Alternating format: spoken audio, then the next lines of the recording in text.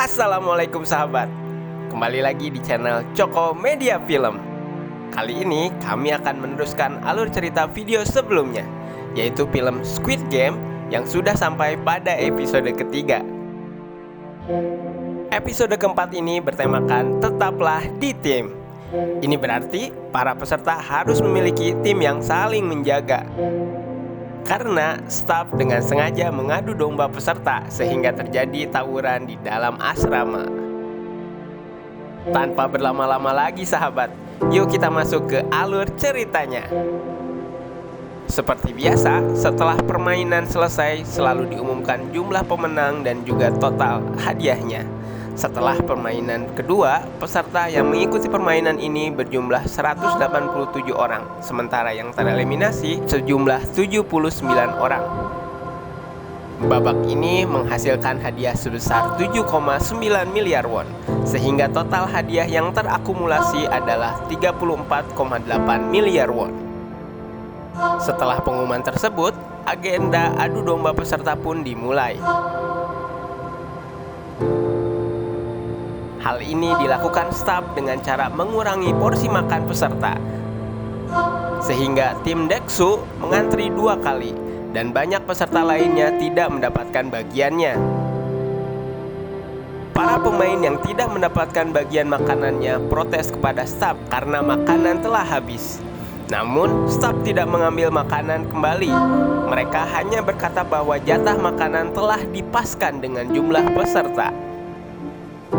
Tiba-tiba seorang wanita berkata bahwa geng Doksu mengantri 2 kali sehingga banyak peserta yang tidak kebagian jatahnya. Lalu salah seorang peserta yang tidak kebagian jatahnya marah kepada Doksu.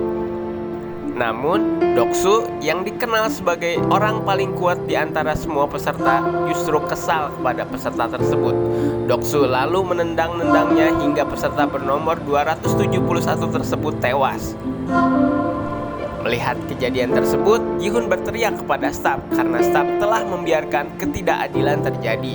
Namun, staf diam 1000 kata karena memang sang frontman sengaja membuat situasi tersebut untuk semakin mengurangi peserta. Di sisi lain, selama kejadian itu terjadi, peserta bernomor 111 tidak ada di lokasi. Ia berada di suatu ruangan bersama beberapa staf sedang memotong-motong organ manusia untuk dijual. Ternyata, sebagian staf bersekongkol dengan peserta nomor 111 yang berprofesi sebagai dokter untuk menjual organ-organ peserta yang telah tewas dari setiap permainan. Sebagai imbalannya, staf memberikan informasi game selanjutnya kepada peserta nomor 111. Setelah pengambilan organ-organ selesai, staf mengabarkan kepada peserta nomor 111 agar bergabung di tim yang paling kuat. Karena staf sudah men-setting malam tersebut agar terjadi pembunuhan di antara para peserta. Lalu, peserta dengan nomor 111 tersebut kembali ke asrama dan mencari geng Doksu. Ia menghampiri Doksu dan meminta untuk bergabung di timnya. Awalnya, Doksu menolak. Namun, pemain 111 berbisik bahwa ia tahu permainan selanjutnya. Akhirnya, pemain 111 bergabung di geng Doksu. Ketika tiba waktu tidur, para peserta sudah berada di ranjangnya masing-masing. Sementara itu, Doksu berbaring sambil memegang pecahan botol minuman untuk membantai para peserta. Para peserta pun merasakan kecemasan pada malam itu. Mereka seakan sudah mengetahui bahwa geng Doksu akan melakukan pembantaian. Oleh karena itu, tim Cho Sang-woo dan termasuk Ji-hoon di dalamnya sudah bersiap-siap menghadapi malam yang mengerikan ini. Cho Sang-woo memerintahkan agar tetap terjaga dan tidak tidur pada malam itu. Ia telah mengetahui bahwa geng Doksu akan beraksi. Ketika lampu padam, sontak Doksu yang memegang pecahan botol bangun dari tempat tidurnya dan menyasar kepada seorang wanita yang berada di ranjangnya. Ia lalu membunuhnya dengan pecahan botol tersebut.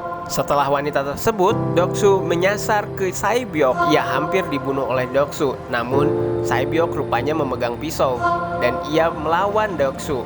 Sae-byok berhasil merobek paha Doksu dan ia pun berhasil selamat. Selain Sae-byok, Ji-hoon juga diserang oleh anggota Doksu dengan besi potongan ranjang. Ia sempat digebuki, namun Ali Abdul dan Cho Sang-woo datang membantu, sehingga Ji-hoon selamat. Ketiganya terus berjaga bersama-sama untuk saling menyelamatkan.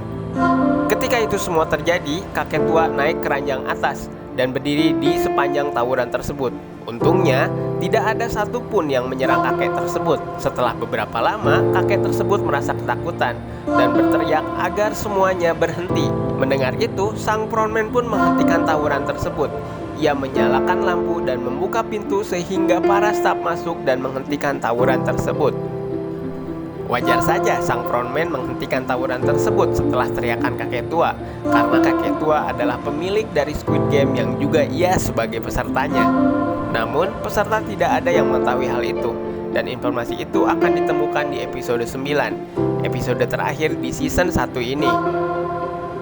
Keesokan harinya, permainan ketiga dimulai.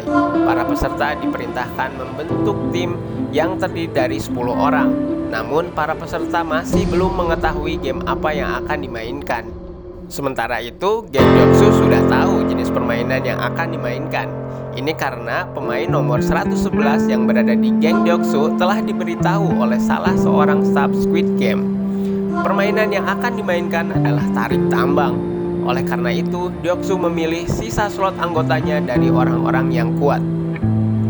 Sementara tim Cho Sang-woo yang sebelumnya sudah berjumlah 5 orang masih belum mengetahui permainan yang akan dimainkan. Akhirnya mereka tidak tahu strategi yang tepat. Mereka hanya mengumpulkan sisa 5 orang lagi. Dalam tim Cho Sang-woo tidak semuanya laki-laki, berbeda dengan tim Doksu.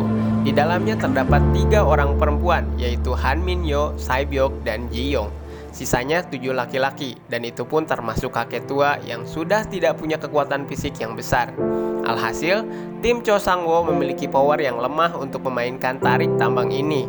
Setelah waktu membentuk tim habis, para peserta terkejut karena permainan tidak dilakukan di tempat mereka berkumpul.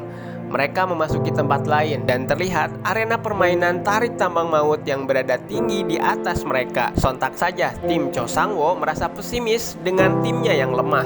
Sebelum bertanding, staf mengundi kelompok peserta terlebih dahulu. Dan permainan pertama dimainkan oleh tim Doksu melawan tim nomor 7. Doksu pun tersenyum karena merasa optimis memenangkan permainan ini dengan anggota tim yang sangat kuat. Kedua tim tersebut naik ke arena permainan. Tim tidak akan bisa melepaskan tali tambangnya karena kedua tangan mereka disambungkan kepada tali dengan rantai. Maka pemain yang terseret akan menggelantung ke jurang yang berada di tengah-tengah arena tersebut. Lalu, tali akan dipotong oleh pisau raksasa sehingga para pemain yang bergelantung jatuh dari ketinggian. Dan pisau pun ditembakkan ke atas, tanda permainan dimulai. Tim Doksu dengan kuat menarik lawannya. Dan tim nomor 7 pun dengan mudah terseret ke tengah dan masuk bergelantung dengan tali tambang yang digembok di tangan mereka. Lalu tak lama pisau raksasa pun memotong tambang tersebut dan mereka pun jatuh dari ketinggian dan dipastikan mati. Sontak, para pemain begitu terkejut melihat permainan tersebut. Mereka semakin diliputi kecemasan. Selanjutnya, tiba giliran Cho Sang-woo melawan tim nomor 4. Pada saat itu, Cho Sang-woo dan anggotanya merasa putus asa melihat lawan semuanya terdiri dari laki-laki. Sementara dalam tim Cho Sang-woo terdapat 3 perempuan dan seorang kakek tua. Ketika mereka menuju ke arena dengan menaiki lift, kakek tua tiba-tiba memberikan arahan. Ternyata kakek tua mengetahui strategi yang tepat untuk memenangkan permainan tarik tambang ini. Menurutnya, tarik tambang tidak hanya membutuhkan kekuatan, namun juga membutuhkan strategi dan kerjasama yang baik. Lalu, kakek tua tersebut memberikan strateginya. Ia mengatakan bahwa yang pertama, orang yang paling depan meski terlihat percaya diri dan tidak terlihat lemah. Kedua, orang yang paling belakang adalah orang yang bertubuh besar dan paling kuat, seperti jangkar kapal. Ketiga, tempatkan para pemain lainnya di sebelah kanan dan kiri secara saling silang. Keempat, posisikan kaki terlebih dahulu sejajar dan menghadap ke depan. Kelima, letakkan tali di antara ketiak. Dengan begitu, pemain bisa mengerahkan seluruh tenaganya. Terakhir, untuk 10 detik pertama yang harus dilakukan hanyalah perlu diam di tempat, lalu dorong perut bagian bawah ke langit-langit. Dorong pula kepala ke belakang hingga bisa melihat pangkal paha orang yang ada di belakang. Jika ini dilakukan, tim pemain ini tidak akan terseret oleh lawannya. Setelah tim Cho Sang-woo bertahan selama kurang lebih 10 detik, tim lawan merasa bingung karena tim Cho Sang-woo tidak terseret sedikit pun. Akhirnya mereka kehilangan ritme dan salah satu kaki peserta tim lawan terpleset. Sontak ketika itu Ji-hoon berteriak agar menarik tali sekuat tenaga. Tim Ji-hoon berhasil menarik lawan hingga mendekati jurang yang berada di tengah arena permainan tersebut. Namun, karena kekuatan lawan lebih besar, mereka berhasil menarik kembali lawannya dan mengembalikan pada posisi semula. Tim Cho Sang-woo pun mulai panik. Akhirnya, dengan cepat Cho Sang-woo berteriak agar maju 3 langkah untuk menjatuhkan lawan. Awalnya, hal itu ditentang oleh Han Min-yo. Namun, karena terdesak, akhirnya trik itu dilakukan. Dalam hitungan ketiga, tim Cho Sang-woo maju 3 langkah ke depan dan episode keempat pun selesai. Kira-kira bagaimana kelanjutannya? Stay terus di channel ini ya. Terima kasih sudah menonton. Jangan lupa subscribe bagi yang belum, like jika kalian suka video ini, dan tinggalkan komentar di bawah. Sampai ketemu di video selanjutnya.